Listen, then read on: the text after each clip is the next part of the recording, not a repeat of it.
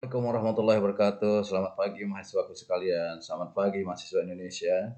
Dalam seri pengantar teknik logistik kali ini kita akan bahas tentang pengadaan, pemesanan, dan penerimaan barang.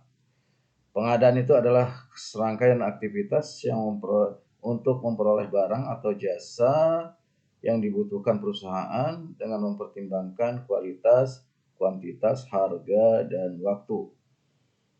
Sedangkan pemesanan itu adalah tindak lanjut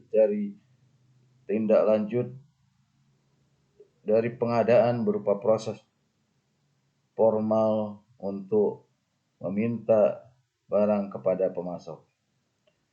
Sedangkan penerimaan barang adalah proses menerima barang dari pemasok dan memastikan kesesuaian dengan pesanan. Itu kira-kira gambaran sekilas tentang pengadaan, pemesanan, dan penerimaan barang.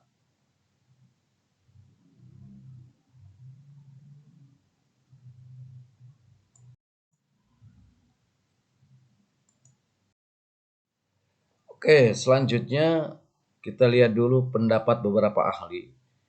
Pengadaan itu adalah sama dengan procurement.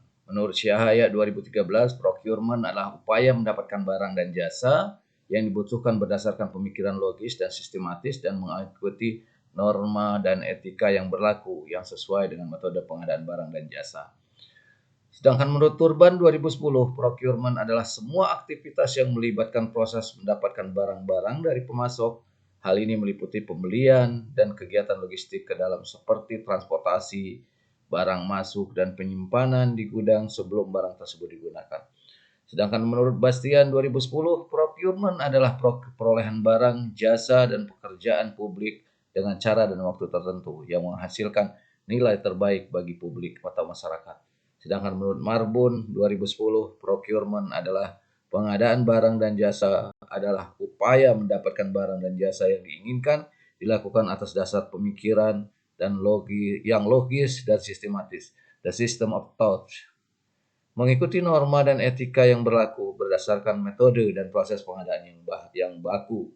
Sedangkan menurut Novita Ningrum 2014, procurement adalah kegiatan untuk mendapatkan barang atau jasa secara transparan, efektif, dan efisien sesuai dengan keuntungan dan keinginan penggunanya. Demikian mungkin pendapat beberapa ahli. Oke.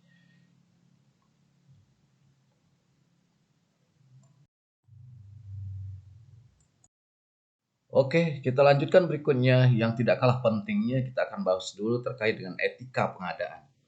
Ada 8 hal yang harus diperhatikan dalam etika pengadaan. Yang pertama adalah terkait dengan tertib dan tanggung jawab. Melakukan kegiatan secara tertib disertai tanggung jawab untuk mencapai sasaran kelancaran, ketepatan tercapainya tujuan pengadaan barang dan jasa. Itu etika yang pertama. Yang kedua adalah profesional, mandiri, dan menjaga rahasia. Profesional dan mandiri dalam bekerja serta menjaga kerahasiaan dokumen pengadaan barang dan jasa untuk mencegah terjadinya penyimpangan dalam pengadaan barang dan jasa. Kemudian yang ketiga adalah tidak saling mempengaruhi. Artinya tidak saling mempengaruhi dalam kegiatan pengadaan barang dan jasa, saling menjaga persaingan yang sehat dalam proses baik secara langsung maupun tidak langsung. Yang keempat adalah menerima dan bertanggung jawab atas segala keputusan apapun yang ditetapkan sesuai dengan kesepakatan yang berlaku dan disetujui oleh para pihak. Yang kelima adalah menghindari dan mencegah konflik of interest. Artinya pertentangan kepentingan para pihak sering terjadi, menghindari langsung ataupun tidak langsung, serta mencegahnya dalam proses pengadaan barang dan jasa. Keenam, menghindari dan mencegah terjadinya pemborosan dan kebocoran keuangan negara dalam pengadaan barang dan jasa. Yang ketujuh, menghindari penyalahgunaan wewenang, abuse of power, dengan tujuan kepentingan pribadi, kelompok, dan pihak lain yang secara langsung atau tidak langsung merugikan keuangan negara.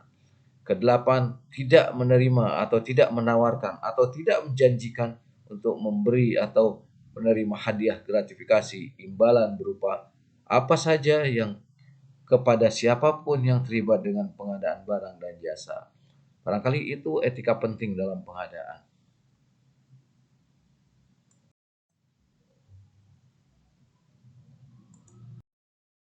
Oke, kita langsung ke tahap berikutnya. Bagaimana kita akan melihat dulu siklus pengadaan. Kalau kita lihat siklus pengadaan mulai dari pertama adalah perencanaan pengadaan barang atau jasa, kemudian lanjut ke anggaran, kemudian proses pengadaan sendiri dimulai dari mencari vendor, itu proses tender, kontrak dan lain sebagainya. Kemudian langsung ke terkait dengan kepabeanan, ya. Kemudian setelah selesai dokumen-dokumen yang sudah sesuai dengan regulasi yang berlaku, langsung masuk pada pembayaran, ya kan.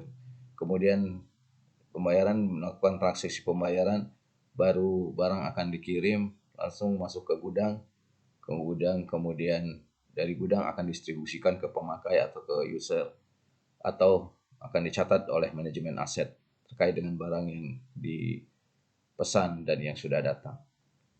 Itu mungkin siklus yang akan dijalankan.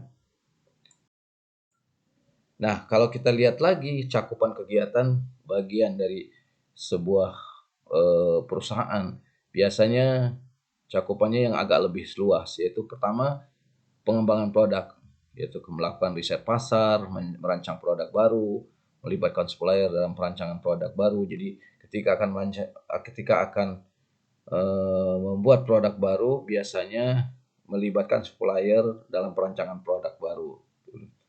Kemudian masuk ke pengadaan, pemilihan supplier, mengevaluasi kinerja supplier, melakukan pembelian bahan baku dan komponen, memonitor supplier risk-nya, membina dan memelihara hubungan dengan supplier, ya.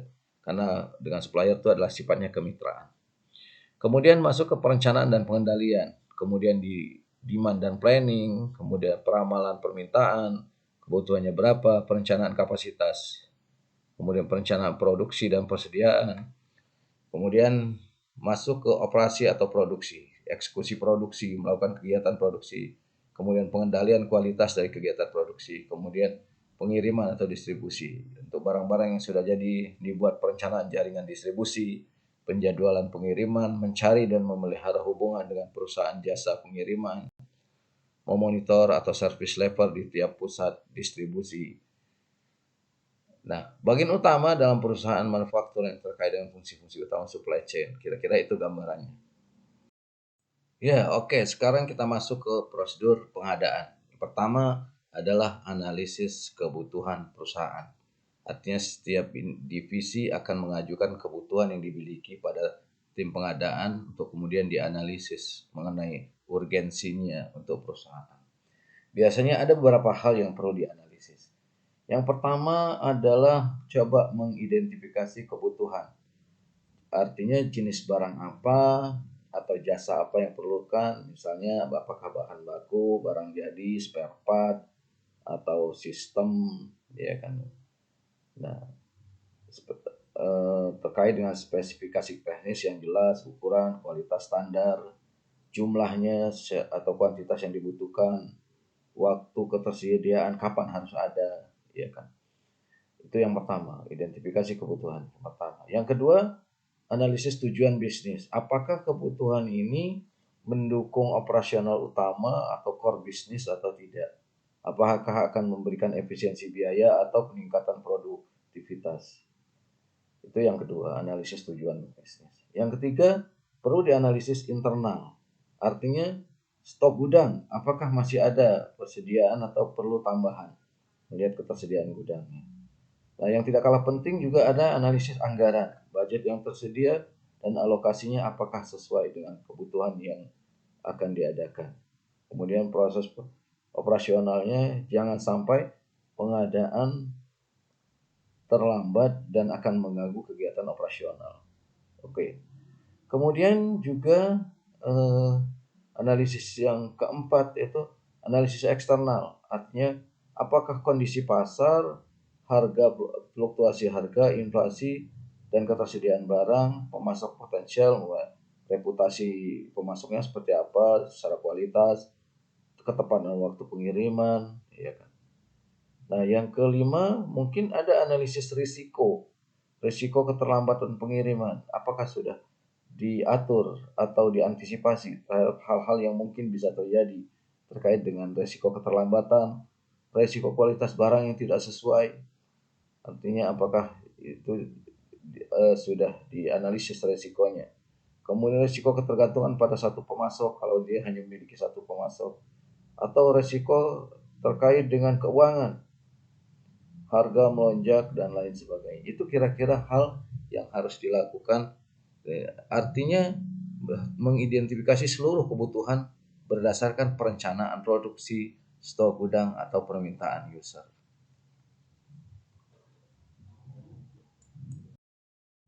Oke, kita lanjut bahwa dalam prosedur pengadaan setelah dilakukan berbagai analisa kebutuhan tadi, ya, berbagai analisa kebutuhan tadi, maka berikutnya adalah bagaimana persetujuan manajemen, pihak manajemen.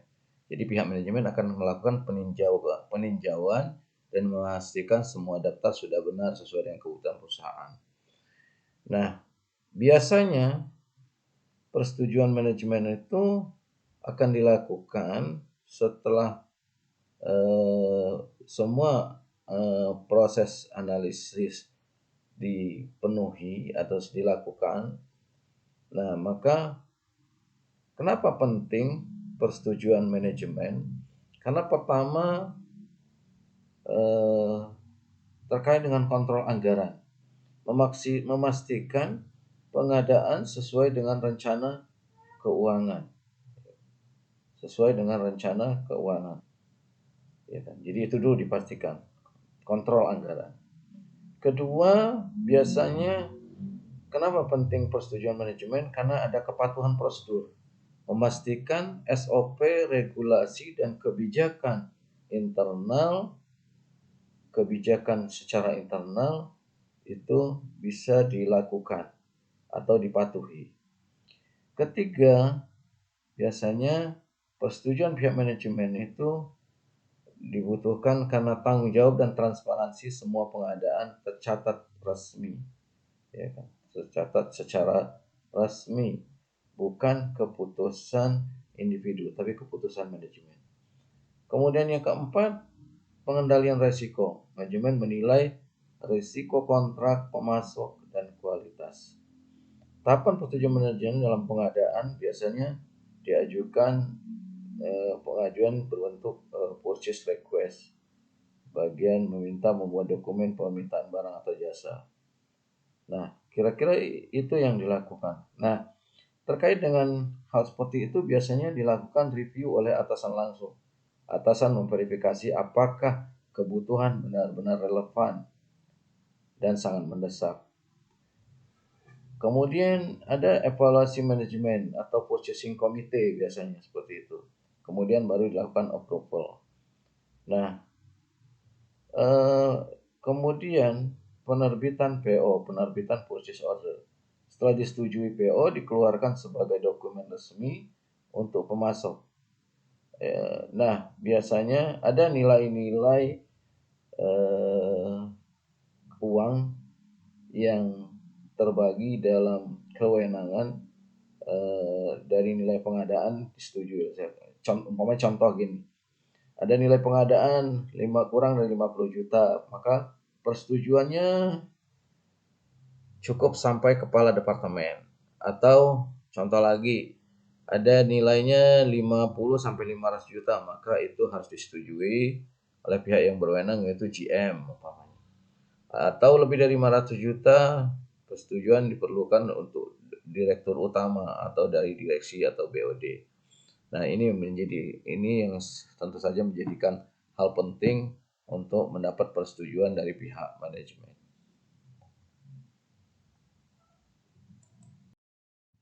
Ya, oke, kita lanjut masih pada prosedur pengadaan, yaitu langkah berikutnya adalah proses tender untuk vendor dan supplier. Biasanya setelah disetujui oleh manajemen, maka kita harus melakukan langkah berikutnya yaitu mencari supplier atau ya. Bagian pengadaan barang melakukan pembukaan tender pada supplier dan vendor yang ada dalam rangka mendapatkan penyediaan barang yang paling cocok dengan kebutuhan perusahaan. Ya, biasanya hal yang dipertimbangkan dalam melakukan tender pertama adalah harga barang, ya kan. Harga barang, kemudian apakah mereka bisa menawarkan harga yang bisa bersaing, bukan saya lebih suka menggunakan persaingan harga daripada murah ya. Nanti kalau murah terkesan murahan.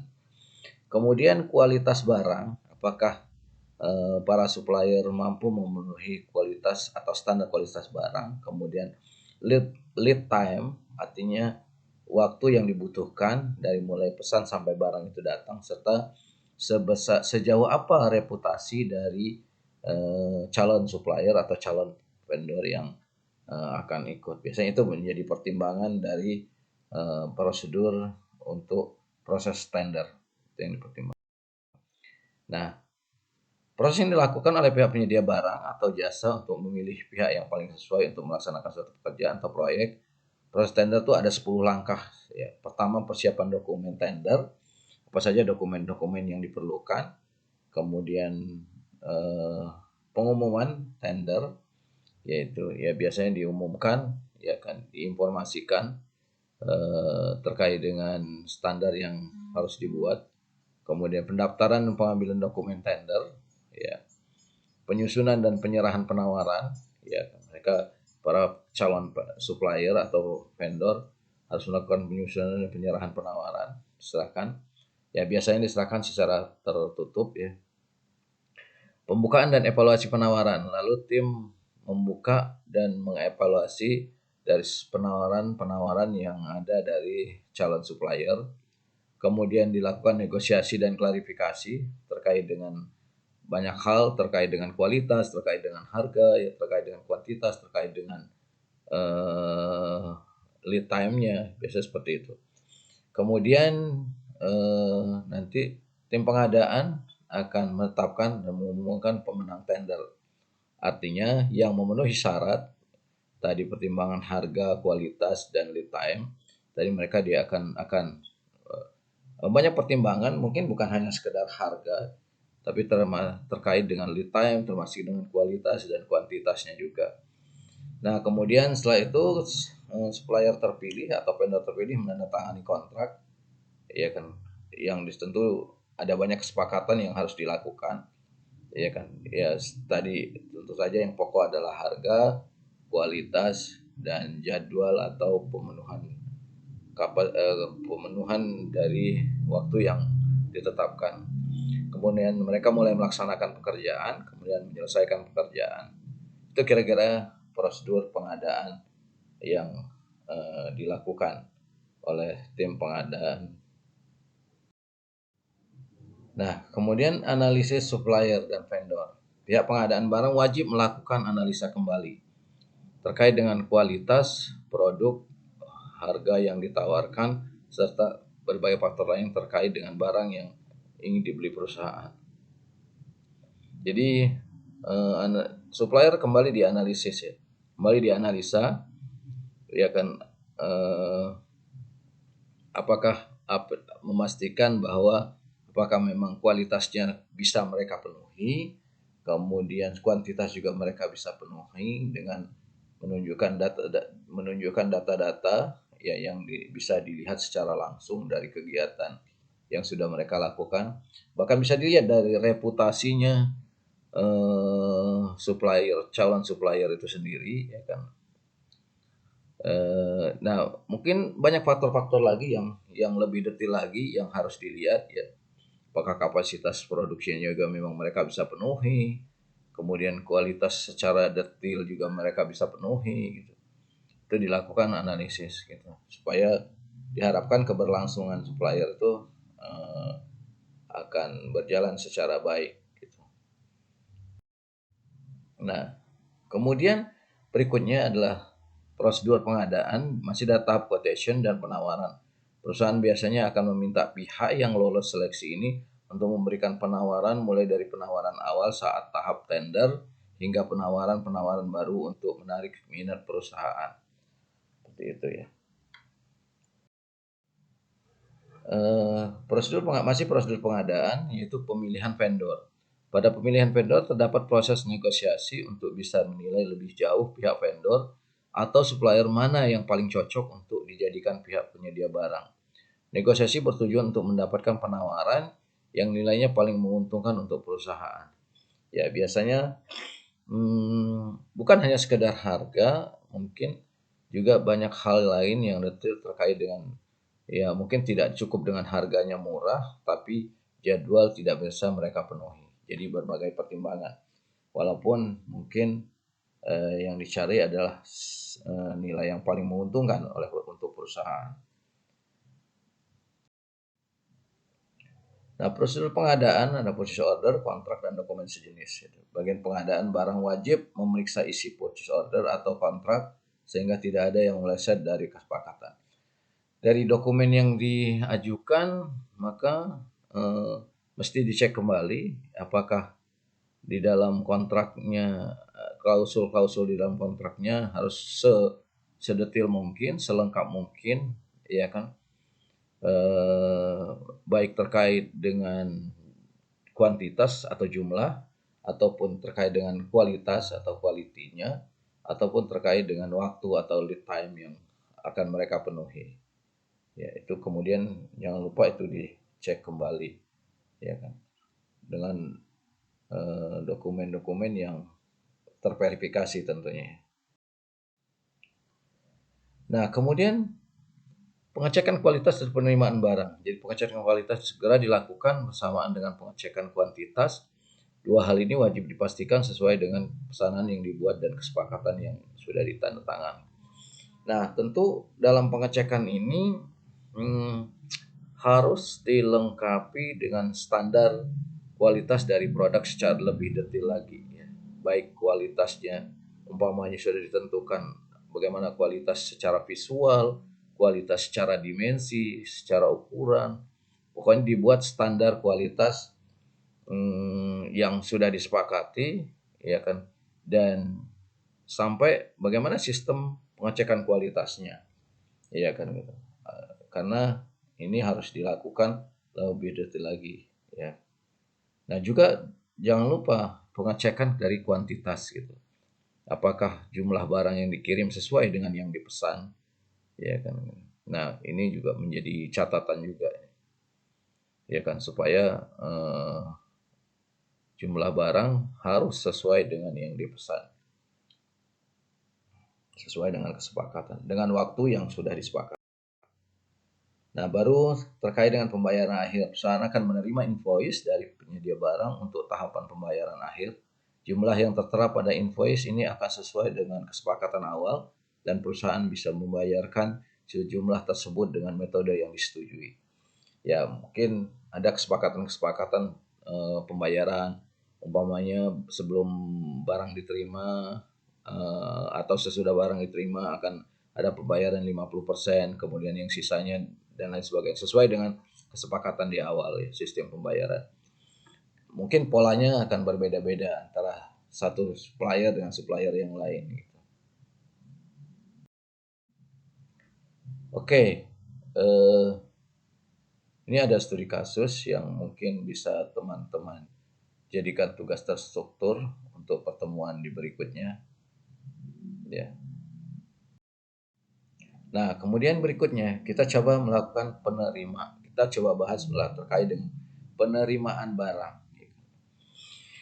Di dalam Asosiasi Logistik Indonesia, penerimaan barang adalah menerima barang secara fisik dari pabrik, prinsipal, atau distributor yang dengan pemesanan dan pengiriman sesuai dengan syarat penanganan barang yang tertera pada dokumen. Jadi penerimaan barang itu sudah ada pedomannya ya, sesuai dengan Asosiasi Logistik Indonesia ALI. Nah, prosedur penerimaan barang artinya yang pertama, ketika barang datang, maka diperiksa surat jalan yang dibawa oleh pengirim barang. Jangan lupa, ketika barang diterima adalah diperiksa surat jalan yang dibawa oleh pengirim barang.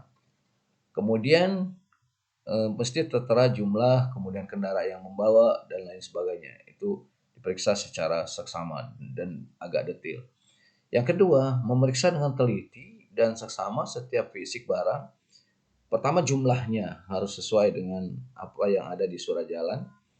Mutu, kalau mungkin ada standar mutu, atau ada data ukur kalau barang itu terkait dengan kualitas dimensi dan visual atau ukur. Mungkin ada dokumen mutu yang harus dilihat. Spesifikasi disesuaikan dengan purchase order dan spesifikasi yang diminta oleh user. Ya, jadi itu ya. Yang kedua, memeriksa dengan teliti. Ya, pertama jumlah, mutu, spesifikasi. Mutu itu biasanya standar yang dipakai. Yang ketiga, menandatangani dan mencap surat jalan, kemudian memberikan hasil surat jalan kepada vendor sebagai lampiran dokumen penagihan bagian keuangan. Hati-hati, dokumen ini penting ya kan, karena nanti akan dipakai sebagai lampiran dalam proses penagihan. Jadi pastikan dokumennya asli, surat jalan, kemudian ya. Jadi ini dokumen penting ya. Nah, itu. Kemudian bagaimana prosedur penerimaan barang? Ya kan. Yang berikutnya, petugas di bagian logistik atau user pemilik barang membuat surat penerimaan barang yang ditandatangani oleh PIC yang berwenang di bagian logistik, user, dan juga oleh pengirim barang, dan kemudian memberikan asli surat penerimaan barang kepada vendor sebagai lampiran dokumen penagihan kepada bagian keuangan. Surat penerimaan barang tersebut diterbitkan untuk memastikan bahwa benar barang yang telah diterima dari vendor dalam keadaan baik. Ya. Jadi jika tadi pemeriksaan kualitas oke, kemudian jumlah oke, kemudian standar kualitasnya oke, maka petugas atau PIC yang berwenang harus membuat surat tanda terima. Kalau kita sering menyebutnya surat tanda terima barang ya, memastikan bahwa benar barang yang telah diterima dari vendor dalam keadaan baik. Kemudian data dokumen yang terbit saat proses penerimaan barang atau jasa menjadi rujukan untuk proses pembayaran pada bagian keuangan, finance, dan bagian pembukuan, accounting ya. Jadi dokumen surat tanda terima barang tadi itu adalah dokumen penting yang akan menentukan terkait dengan pembayaran di bagian keuangan, finance, dan bagian pembukuan accounting. Oke, itu tadi terkait dengan kemudian gambaran terkait dengan warehouse itu sarana fisik dan proses storage, fungsi sebagai storage transit inventory, kemudian warehouse management dan pengelola aktivitas yang saling terkait dalam penyimpanan barang sementara, ya kan. Ini kira-kira distribusi dari proses tersebut. Nah, kalau kita lihat flow goods in warehouse itu adalah pertama receiving, simpan, diterima, kemudian di holding, tersimpan, kemudian dicari, kemudian dikirim. Itu kira-kira gambaran dalam proses penanganan. Ya. Nah, teman-teman mahasiswa sekalian, ini ada satu tugas juga yang mungkin teman-teman akan kerjakan di jam terstruktur berikutnya. Ya, silakan dibaca studi kasus penerimaan barang dan nanti dijadikan tugas terstruktur, ya kan, yang akan kita presentasikan di pertemuan jam terstruktur berikutnya. Oke, teman-teman mahasiswaku sekalian, baiklah di akhir ini saya akan menyampaikan kesimpulan sederhana terkait dengan hubungan konsep pengadaan, pemesanan, dan penerimaan. Pengadaan itu adalah sebuah proses strategis untuk mendapatkan barang, sementara pemesanan adalah proses administratif untuk merealisasikan pengadaan. Sementara penerimaan adalah proses operasional memastikan bahwa barang sesuai pesanan sebelum masuk ke gudang atau ke produksi. Barangkali itu akhir dari materi kita pada hari ini, dan jangan lupa baik kalau menjadi orang penting, tapi lebih penting menjadi orang baik. Semoga berguna. Assalamualaikum warahmatullahi wabarakatuh.